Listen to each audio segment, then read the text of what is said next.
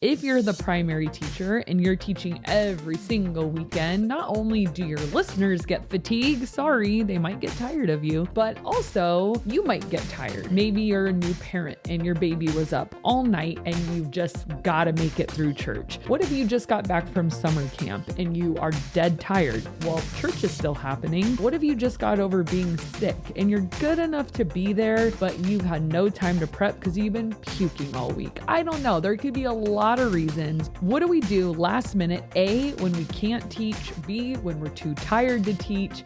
Or C, when we just need a week off. Today, we're talking about 8 options to help bail you out when you are too tired to teach.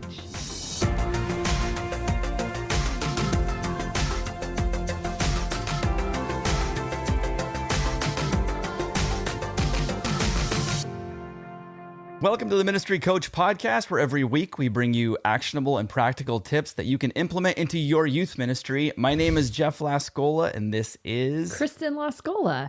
And today is a little bit of a follow-up from our last week's episode. So last week we talked about why you need multiple teachers that are in your rotation in youth ministry. So you should go back and listen to that one, because we kind of ended by talking about how sometimes you need a break too. So there's a lot of good reasons why you should have more teachers. And one of those reasons being, if you're the primary teacher and you're teaching every single weekend, not only do your listeners get fatigue, sorry, they might get tired of you, but also you might get tired. Yeah. Or what about a weekend where you're exhausted? Right. Maybe you're a new parent and your baby was up all night and you've just got to make it through church.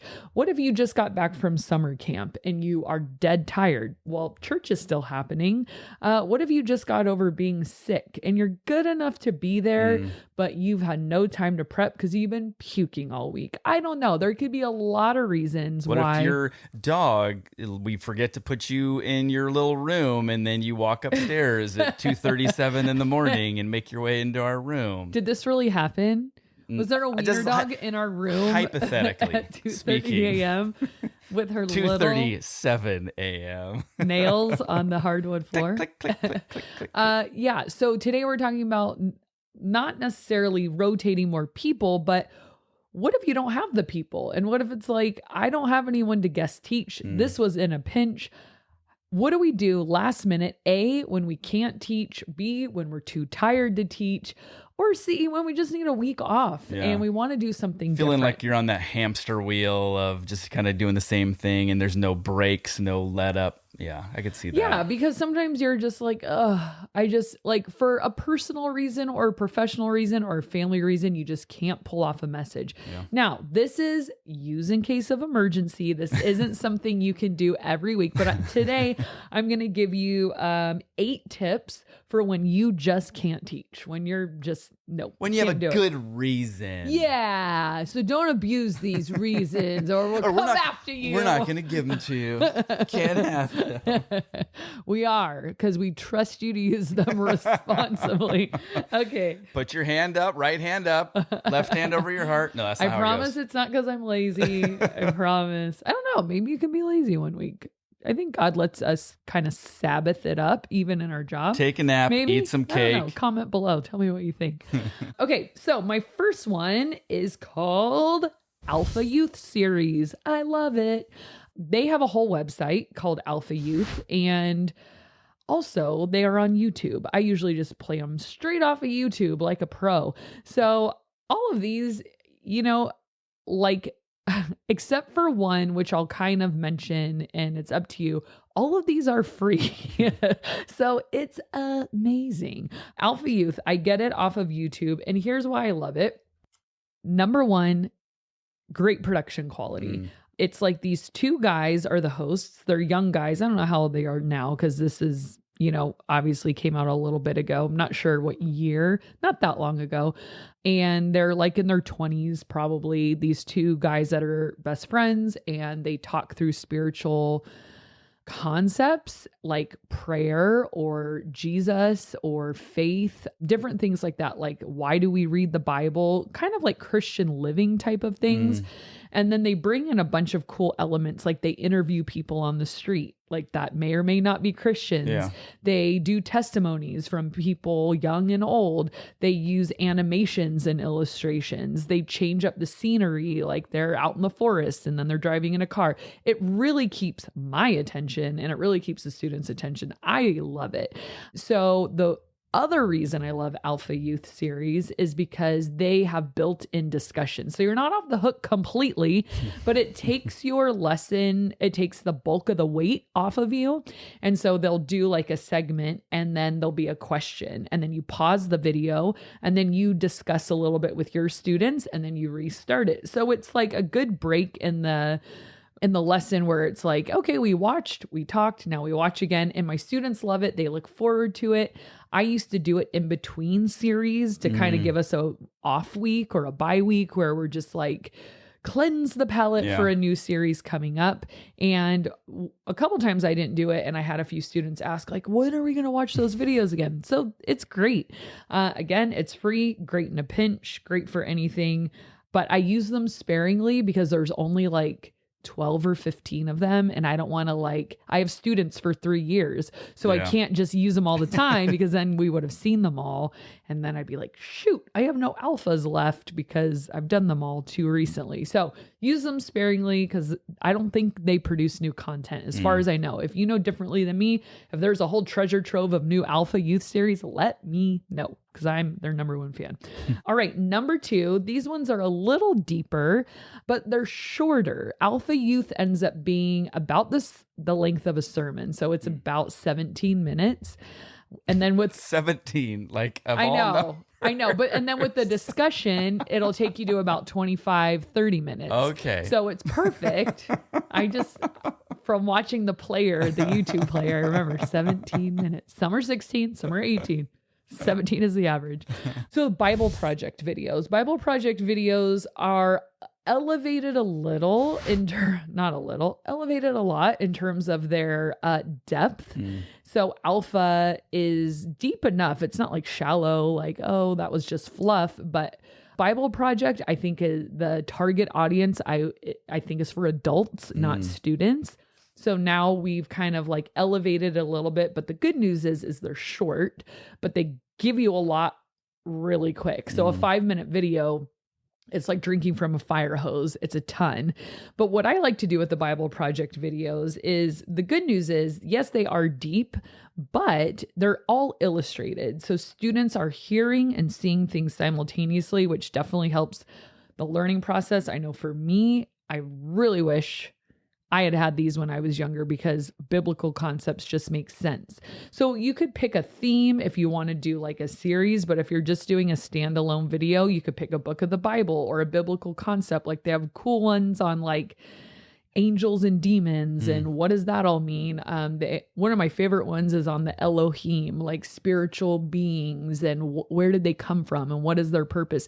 So it's just kind of like almost like biblical niche stuff that like you might not teach on a normal, like the book of John. You know, they have those overviews of the books and the gospels and stuff like that. But then they have these niche ones, like what is Gehenna or what does sin actually mean? And there's different types of sin. So what is a transgression versus they have just these like word studies too that I think are interesting that most of us don't have an MDiv and probably couldn't teach it on our own. So Bible Project. And then what I like to do is pause it and then talk about it and then show one more that is along the same lines as it, pause it and then talk about it a little bit. So that just gave me 10 minutes of video and then 5 or 10 minutes of discussion. And there's our lesson for the weekend. And it's cool when you just open up for discussion, like what did the students hear and what do they have questions about? What made sense? What was confusing? All of that. So you might have to do a little prep with the questions, just like come up with 2 or 3 questions per video that you want to talk about with the kids because they don't come with questions. Unlike Alpha comes with the questions. You can't just say, So what did you guys think of that? Like, what stood out to you? What stood out to you guys, really?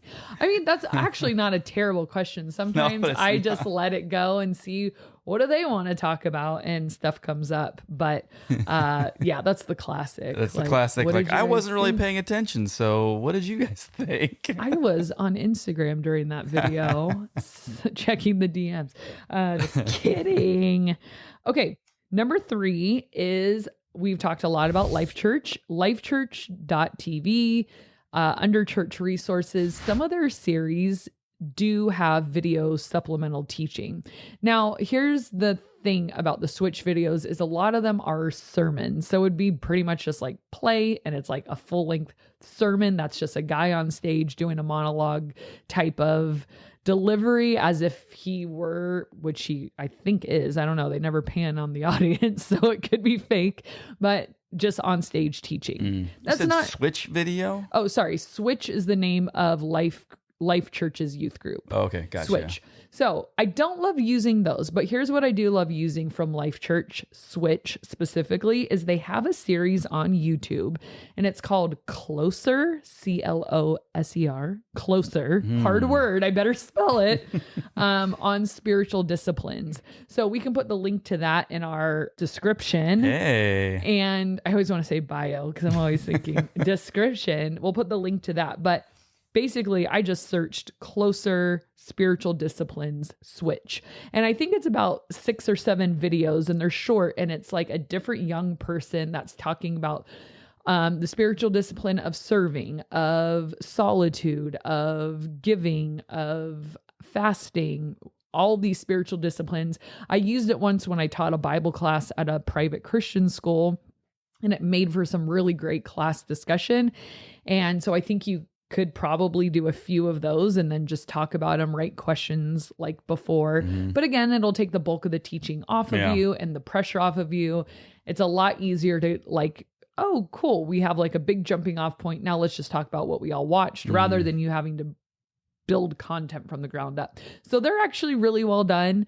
If you can find another series that they do like that, let me know. But that's the only one that I've found that is really, really good. Okay, so then if you are a children's pastor, I came across some cool videos a couple of weeks ago. So I teach a Bible study to our daughter, who's 10, and her friend, who's also 10, and we do it once a week. Well, I was doing a lesson on like the biblical fathers of our faith, like Abraham, Isaac, Jacob, Ishmael, Joseph, the 12 tribes of Israel, all of that.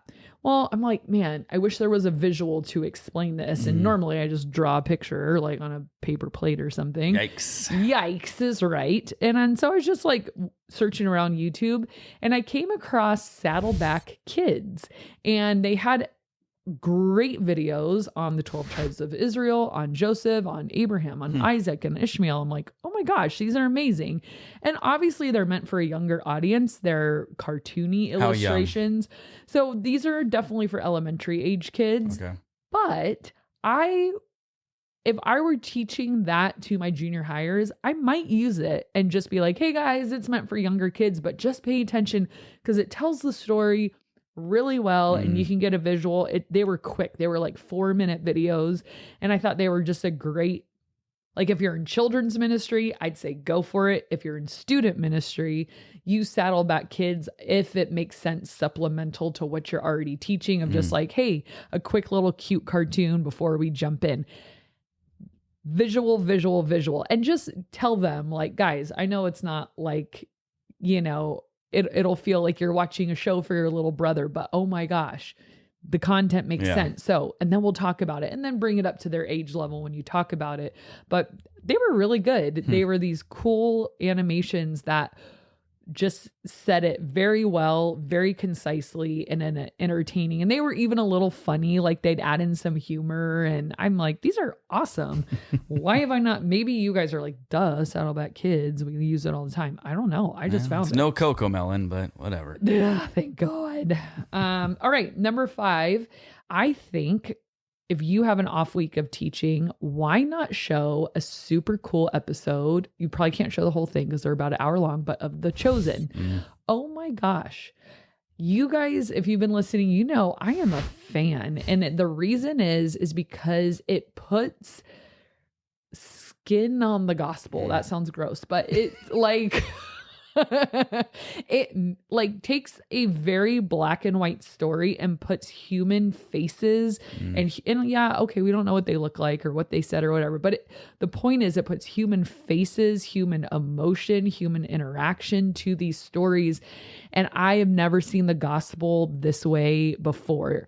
You know, I was writing some curriculum on when Jesus tells like Nathaniel, like, just come and see, when he's like, how do you know me? Well, there's a great scene in The Chosen just about that. So maybe you're watching it and there's a scene that really speaks to you, like when Mary Magdalene goes through her rebellion again and she goes into the town and she's drinking and gambling and going back to her old lifestyle, and the disciples come and get her and she can't face Jesus. And then Jesus is like, look at me. And she's like, I can't look at you. And she goes, I'm so ashamed. And he's like, well, I guess the redemption's not much of a redemption if it could be lost in a day, you know, and just like these lines and the way he hugs her and forgives her. And it's like, gives me the chills because you see the gospel played out in this drama that it makes it so absorbable on a level that I don't think we can get when we just read it. And again, you can tell students like there is an artistic license here, but a lot of times they're following the gospel pretty accurately. Like I'll watch an episode, I'll be like, I just read that in the Bible. Oh my gosh, that makes so much more sense now. It's like when you read the gospel and then you go to Israel and you look around, you're like, oh my gosh, this is like what I had pictured in my head, but this is what it is. Like it's more experiential. So I would say, I mean, it's on Prime right now, so it's free if you have a Prime account, which who doesn't nowadays, you know. Your and dad. My dad, if you're watching, I'll give you my password, okay? No, I won't. It's a terrible thing. How dare you? How dare me? I will not, Dad. Stop asking. Stop asking, Dad. Guy. So I would think that would be cool. Like watch a half an episode or do a kind of like pause and stop thing. Like right now I'm watching the part where Jesus is getting ready for the Sermon on the Mount and he's teaching all of these things and that are hard to hear and hard to understand. Use that as a springboard. The Chosen for students is great. It's meant for, I think, like junior high and up. So if you work with students, it's your demographic. Go for it. Here's one that's a little older, but I've used it in the past and I like the content. It's a little grainy because I think it's older now, but you can find it on YouTube. Kyle Idleman, he wrote a book called Not a Fan. And then he has a YouTube series that follows his book a little bit. So there's like 4 or 5 of them, I think.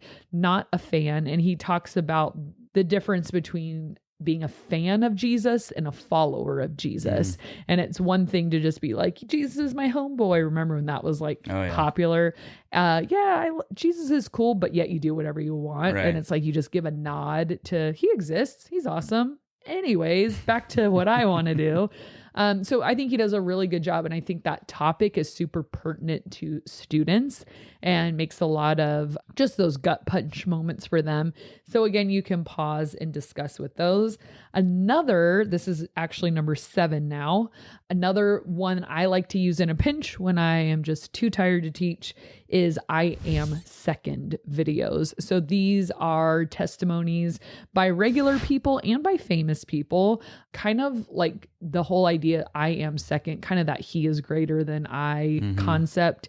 They just share their testimony of when Jesus became real to them or their faith journey. Some of them are professional athletes, some of them are professional musicians.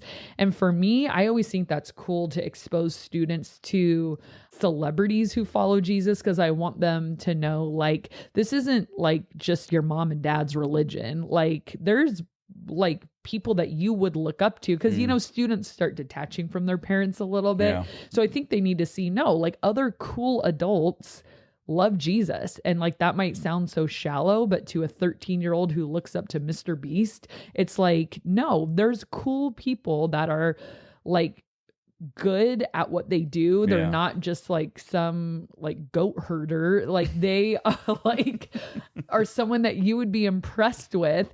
It could be a really cool goat herder. But you know what I mean? Like, I think they always think like from the Bible times, like we want them to know like cool people love Jesus, and you don't have to be cool to follow Jesus, but there are people who are very cool, rich, famous that can do all that and love Jesus. And I don't really care, but I think that speaks a lot to a 13, 14, 15-year-old because they're so enamored with their favorite YouTuber or influencer or whatever. And that person has so much pull and influence and stardom in their life. And if you can show them, but there are famous people who love Jesus. Like, it's not like, well, those are all the cool sinners over there and all the like nerds follow Jesus. It's like, no, like there's like people you would want to look up to that follow Jesus. To me, that's important. Maybe you're like, that's a bunch of garbage, but I feel like I'm, again, putting on the mind of a 13, 14-year-old. And then lastly, in number 8, I love this video. It's only one, so it'd be a standalone. Use it wisely because once you use it, you can no longer use it for a while. Francis Chan did a video called Stop and Think. And it's like, you'll know it when you see it. He's like surfing and then he gets out of the water and he does this whole thing and it is moving. I mean, it's Francis Chan, so it's definitely going to slap you around a bit, but it's so good. And I love that one. And it is a great jumping off point for discussion again. And sometimes when you start discussing with students, you realize something that they heard and something they grabbed onto, like you just follow the trail, go where they want to talk as long as it's relevant to the conversation, but just kind of follow their lead when it comes to this stuff, because it could spark something in them that they're like, well, wait, what about this? Or why do we never, like you never know what's going to come out of their mouths on some of this stuff, but it's good open forum style and refreshing. It's different and it'll give you a break. So enjoy. I think a good idea too is to go through, and we'll link all these in the description down below, and you guys can check them out. But I think what a good idea would be to periodically maybe just watch one or two and maybe just take some notes. Like, this is the general premise, and I liked it or I didn't like it. It would be good for my group or it wouldn't, because if you are in a pinch and you're like, oh shoot, I'm not gonna be able to do it, you don't want to then have to take a bunch of time to go through and watch every single one. Because then I always think, at this point I could have written a sermon. The time it would take you to find it for like an hour trying to find the perfect video. And these are all from that for me. So I just gave you 8 that took me like having to weed it down around to that. The internet for. And another thing I was going to say, and if you have the budget for this, it's worth looking into, but Right Now Media, they actually have a monthly subscription of an entire video library of some of the best speakers. I mean, again, it's Francis Chan. It's like all the like big names, high production quality, really good stuff. So they have like different levels of subscriptions. I think the first one starts at like, well, I don't know. They have like a small church quote that they'll give you if you contact them. I have not ever done that, but their like lowest listed price is like $150 a month or something. So this would have to be something your whole church was going to use, because it's not just for students. So if you could get everyone to buy in on it and your church had just one account, and everyone, they say you need only one account and everyone on your church can use it, so you don't have to pay. Your dad could use that one if he was not at that church. He's not on my staff. No, Dad, stop. You can't. What is with you, Bill? My goodness gracious. Heavens to Betsy. But which is cool, because maybe your senior pastor wants to use them for worship bumpers, and then I don't know. It's if you've got the money and you want to just always have access to good stuff, high quality, high res, then go for it. You could shop around. Well, cool. That's a paid one, but how many free ones did you give? 8 free, options. 1 paid. I mean, you're set, guys. Yeah. So like I said, go ahead and poke around, check a few of them out, write down some notes, and so you're ready to go when that time comes. Just like we have the no prep games that just have in your back pocket, these would be your, oh shoot, I'm vomiting and I can't make it to church. I'm going to show this video. My intern can play it, and I know which one they need to watch. So it's good to have that done ahead of time. Yeah. Okay. Let's go ahead and do a question of the day. This is a geographical one. So what food best represents the state or region you're from? I would say avocados. Avocados. I sometimes say avocado, and I know everyone makes fun of me for it because I should know better. But it's Go like back to your pecan where you and came pecan. from. Here. Okay, avocados because well, we live in a place called Fallbrook, California, and they are the self-proclaimed avocado capital of the world.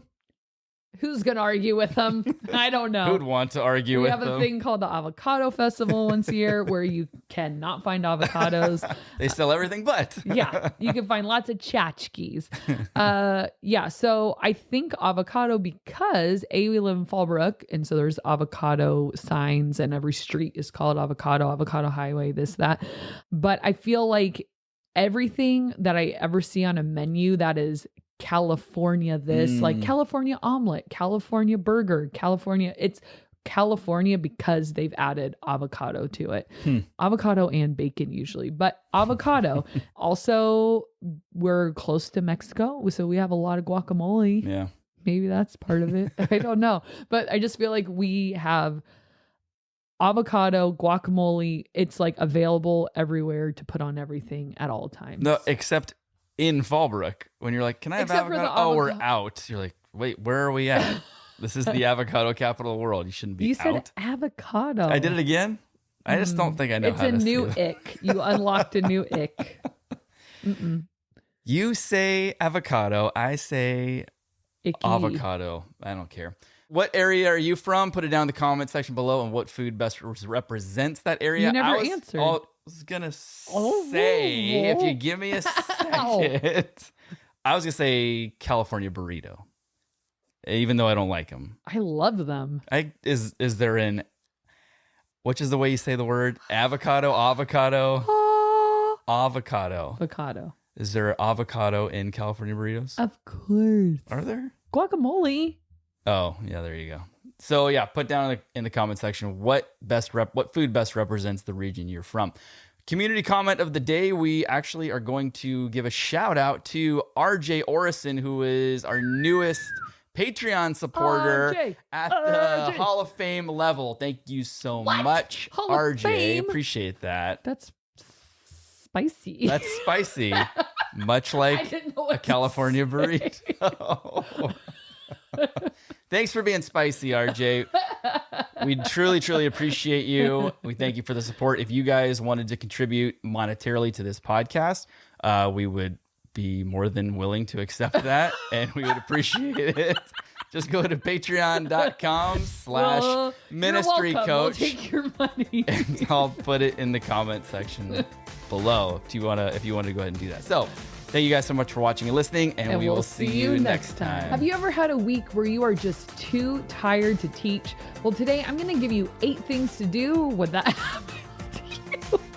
Today I'm going to give you 8 things to try when you're too tired to teach. Knitting. Crossword puzzles. Take a walk.